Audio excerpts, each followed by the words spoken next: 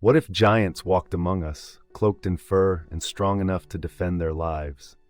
Meet the Diprotodon, an ancient marsupial that ruled Australia during the Pleistocene era. Standing as tall as a modern hippopotamus, it wielded powerful jaw adaptations for munching on tough vegetation, all while remaining a target for cunning predators. As climate changed and humans ventured into its territory, these colossal creatures faced devastating challenges. Despite their size and strength, Diprotodon disappeared, swallowed by the very environment it once dominated. The mystery of their extinction serves as a stark reminder of nature's fragility and the balance of survival.